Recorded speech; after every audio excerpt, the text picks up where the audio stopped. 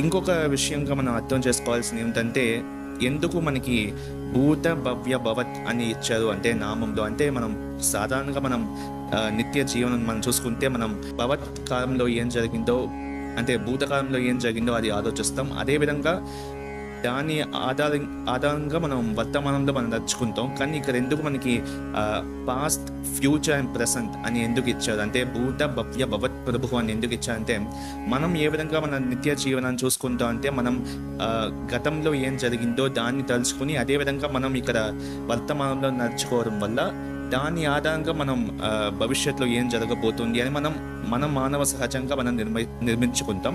కానీ భగవంతుడు అంటే శ్రీమన్నారాయణ ఏం చేస్తారంటే, మన భవత్ అంటే మన ఫ్యూచర్ ఏ విధంగా ఉండాలో అనేది మనకి భూతకాలం అండ్ భవిష్యకాలం ఈ రెండు ఆధారంగా చూసుకొని మనకి వర్తమాన కాలంలో మనకి నిత్య జీవనాన్ని ఇస్తాం. అంటే మనం పూర్వజన్మలో చేసిన కర్మ, అదేవిధంగా మనకి భవిష్యకాలంలో ఏం రాబోతుందో అంటే ఫ్యూచర్లో ఏం జరగబోతుందో దాని ఆధారంగా మనకి వర్తమానంలో అంటే ప్రెసెంట్ సిచ్యువేషన్లో మనం ఏ విధంగా మన జీవితం ఉంటే అది మనకి భవిష్యత్తులో అనుకూలంగా ఉంటుందని స్వామివారికి ముందే తెలుసు. కాబట్టి ఇక్కడ భూత భవ్య భవత్ ప్రభువు అని ఇచ్చారు. భూత అంటే భూతకాలం, భూత భవ్య అంటే భవిష్యకాలం, భవత్ అంటే ప్రెసెంట్ వర్తమాన కాలం.